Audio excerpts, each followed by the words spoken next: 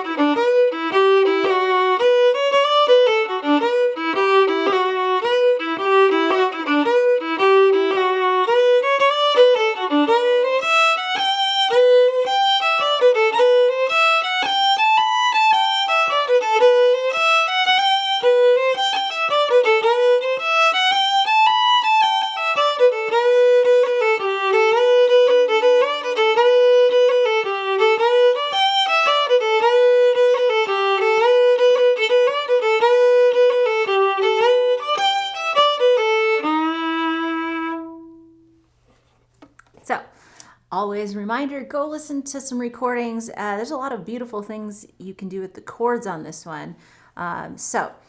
Such a great tune and a really, really popular tune. So you'll have no problems finding lots of recordings of this. So 3 parts. The first part, and a quick note about bowing, by the way, it could be a lot of things. I think something that helps it give it the forward momentum is, again, slurring the da-dum, ba-dum, ba-dum, as opposed to ba-da-da-da-da-da-da. Do you see how that helps it? It's hard to say it without explaining it, but you'll find me slurring a lot of, like, instead of, I would rather go slurring that E into the F sharp. So you'll notice a lot of that as I teach. So the first part, just by itself, I'll play it once through, is like this. Ready, play.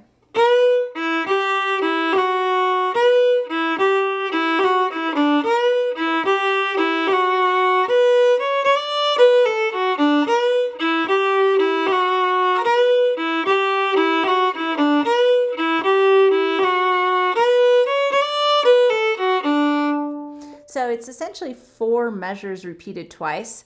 I kind of think of this as each measure is one of its own little phrases. So the first measure, I like to, again, we should be comfortable with slides here, sliding up to that first finger.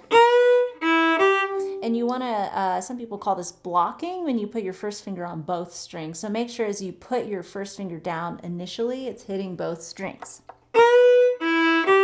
And then on the up bow, you have that little 3-2 quick thing. So that'd be the first measure. One more time. Now the second one starts the same, but it goes down to D. So that second phrase again. And then the first one again. And then this fourth phrase.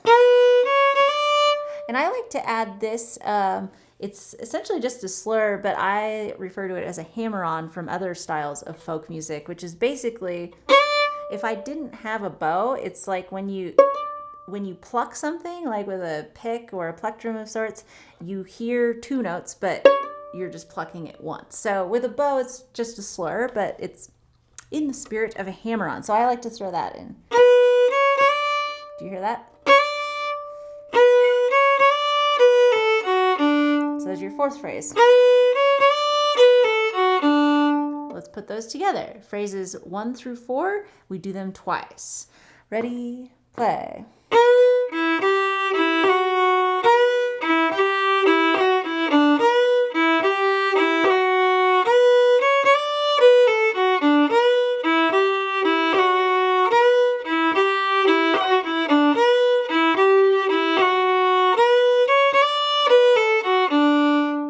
That's your A section.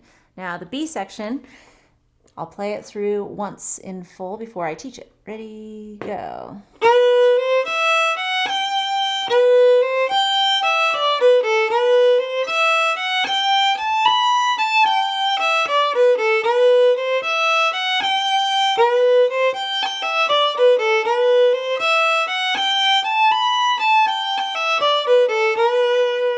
Now this has a couple options for this kind of variation on the, so you can throw those in. You certainly don't have to if it's kind of getting in your way of just playing the tune. Let me play the second part without any variation so you can see where you put those in. So we've got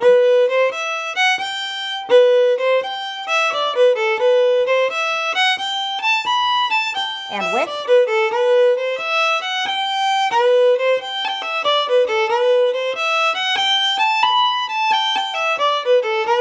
So between the slurs and the ornamentation, it gives it a lot of shape, and you can do a lot with that. So it's super fun. This tune's great for working on these particular ornamentations, I think. So again, you could slur just, to me that starts to get a little bit formulaic if you just have,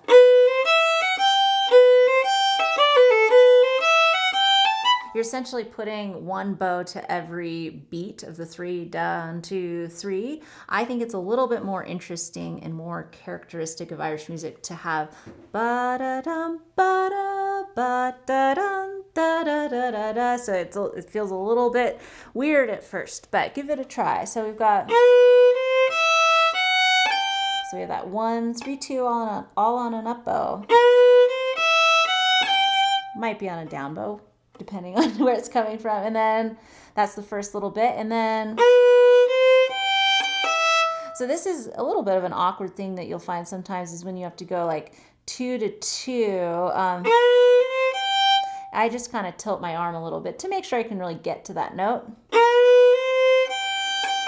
And then that's going to be that kind of, you cut above and then go to the open E all on one bow.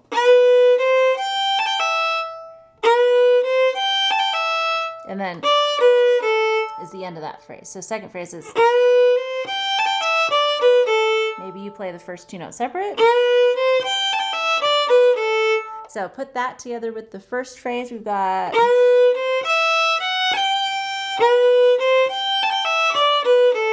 then the first phrase again, it gets a little different at the end. So it leads up to this B, the pinky. Again, phrase 3. From the pinky we go.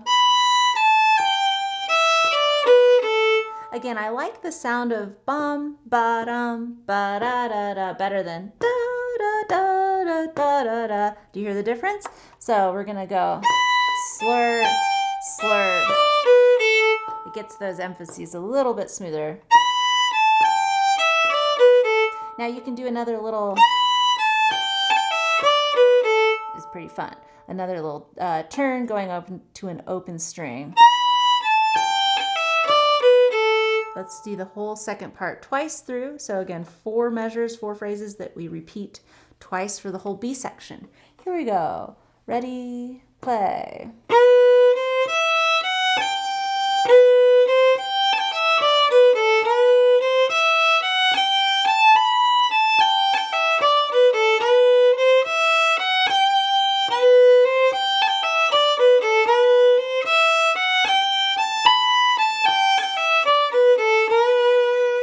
And with the bowings, especially in slip jigs, you're dealing with already groups of 3 in jigs, 1, 2, 3, 1, 2, 3, 1, 2, 3, and then the big beats are also 3. So if you're playing a style that's really used to having just a lot of down bows on down beats, this can feel really awkward at first. So just know that slip jigs do feel really awkward at first, getting a lot of these accents on up bows.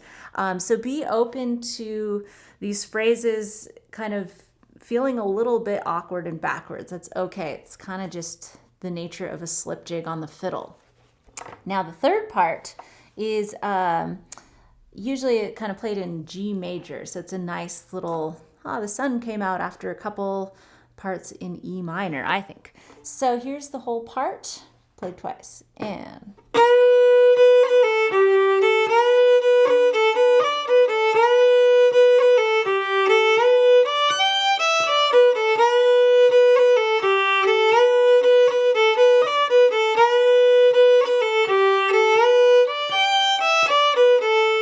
and then you're back to the A section. So first phrase, we have that little cut going down to the lower note. There's the rest of that phrase. One more time. Now this next part, the regular melody is just, so I do a cut. And then on this next one I go a little 4-3. I think that bowing works nicely for that. So put that together with phrase 1 and...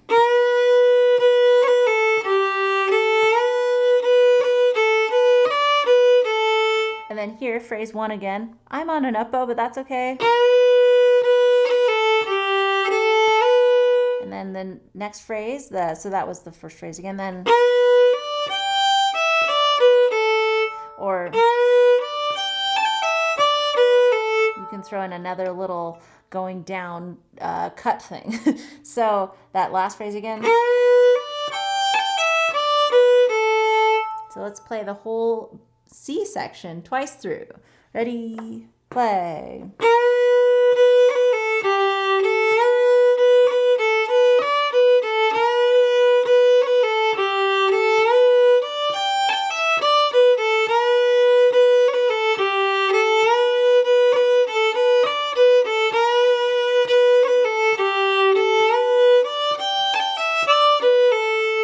Then we're to the B section. So let's try the whole tune at that tempo. Then I'm going to speed it up just a bit. So also don't go faster than you feel you're ready for, because you can always even slow down the slow on the little slow downer thing. And just don't push yourself too hard, because I don't want you to be getting tense trying to fit in all the ornamentations to get fast enough. But if you're ready for it, we'll do one slow and one just a little bit faster. The one a little bit faster, I'm going to throw in some other ornamentation ideas, some long rolls you'll find in there, and other things. So here we go. The butterfly twice through. Ready, play.